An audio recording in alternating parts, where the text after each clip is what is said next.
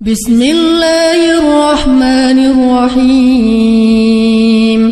يا أيها المزمل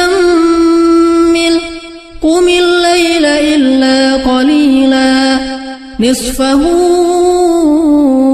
أو انقص منه قليلا أو زد عليه ورتل القرآن ترتيلا. إنا سنلقي عليك قولا ثقيلا إن ناشئة الليل هي أشد وطئا وأقوم قيلا.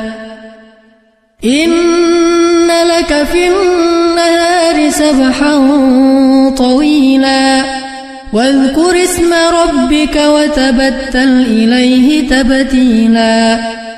رب المشرق والمغرب لا إله إلا هو فاتخذه وكيلا. واصبر على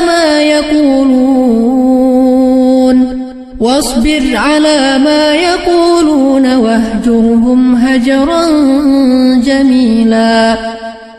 وذرني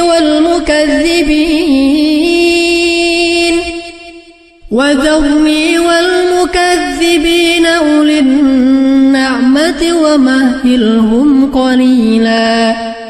إن لدينا أنكالا وجحيما وطعاما ذا غصة وعذابا أليما. يوم ترجف الأرض والجبال وكانت الجبال كثيبا مهيلا. إنا أرسلنا إليكم رسولا شاهدا عليكم كما أرسلنا إلى فرعون رسولا.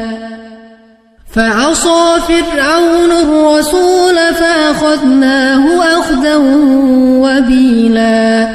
فكيف تتقون إن كفرتم يوما يجعل الولدان شيبا. السماء منفطر به كان وعده مفعولا. إن هذه تذكرة فمن شاء اتخذ إلى ربه سبيلا.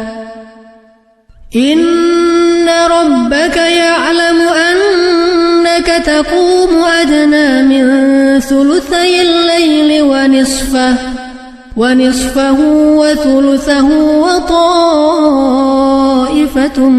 من الذين معك والله يقدر الليل والنهار. علم أن لن تحصوه فتاب عليكم فاقرؤوا ما تيسر من القرآن. علم أن سيكون منكم مرضى وآخرون يضربون في الأرض يبتغون من فضل الله وآخرون يقاتلون في سبيل الله.